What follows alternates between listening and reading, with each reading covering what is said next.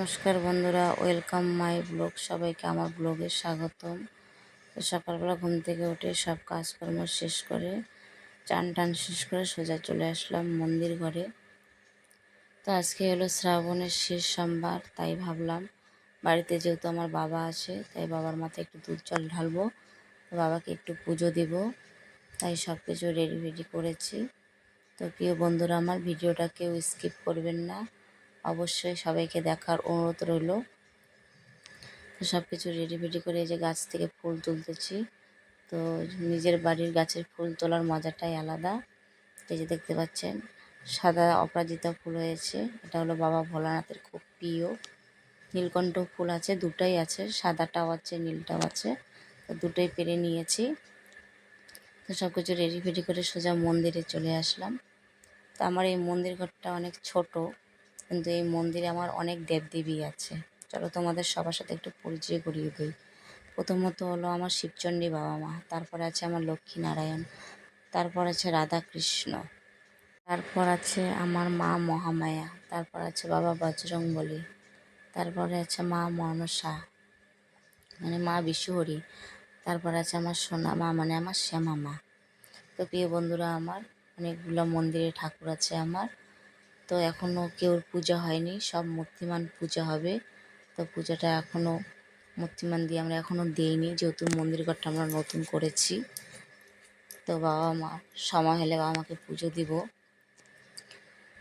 তো এখন বর্তমান ঢিপির মধ্যেই পুজো করি, ঠিক আছে।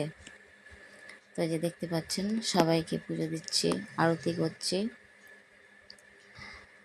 তো অবশ্যই এই শ্রাবণ মাসে আপনারা যারা বাবা ভোলানাথের ভক্ত, অবশ্যই এই শ্রাবণ মাসে 4টি সোমবার পালতে না পারলেও অন্তত একটি সোমবার আপনারা পালবেন।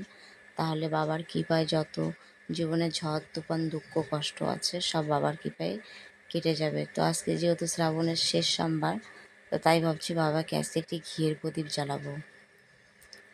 শাস্ত্রে বলে ঘিয়ের প্রদীপ জ্বালালে নাকি জীবনে যত ঝড় তুফান বাধা বিপত্তি আছে সব নাকি কেটে যায়। তো তার জন্য আজকে আমি বাবা ভোলানাথকে ঘিয়ের প্রদীপ জ্বালিয়েছি। তো আপনারাও বাড়িতে পুজো করলে অবশ্যই বাবার নামে একটি ঘিয়ের প্রদীপ আপনারা জ্বালাবেন। আপনাদের জীবনে যত ঝড় তুফান আছে দেখবেন বাবার কৃপায় সব কেটে যাবে। আর বাবা পুজোতে অত কিছু চায় না, বাবা বেশি কিছু চায় না, কারণ আমার বাবা ভোলানাথ হলো খুব ভোলা, উনি একটি বেলপাতায় খুব সন্তুষ্ট, ঠিক আছে। তো আজকে যেহেতু শ্রাবণের শেষ সোমবার, তাই ভাবছি বাবাকে বাড়িতে একটু খুব সুন্দরভাবে মন দিয়ে একটু ভালো করে পুজো করব। তো তার জন্য এত কিছু আয়োজন করেছি, ঠিক আছে। তো দেখতেই পাচ্ছেন।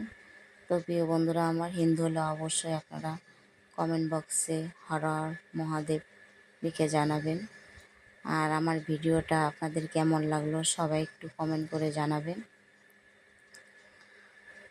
আর এই শ্রাবণ মাসে যারা বাবার দর্শন করে তাদের জীবনে যত ঝড় তুফান বাধা বিপত্তি আছে বাবার কৃপায় সব কেটে যায়। তো প্রিয় বন্ধুরা, আমার ভিডিওটি কেমন লাগলো সবাই একটু কমেন্ট বক্সে জানাবেন। আর আমার ভিডিওটি দেখার জন্য সবাইকে অসংখ্য ধন্যবাদ। সবাই ভালো থাকবেন, সুস্থ থাকবেন। আর আমার বাবার আশীর্বাদে যত এই জগতে জীবজন্তু পশু পাখি মানুষ আছে সবার যেন আমার বাবা ভোলানাথ মঙ্গল করে। তো সবাই ভালো থাকবেন, সুস্থ থাকবেন। হর হর মহাদেব।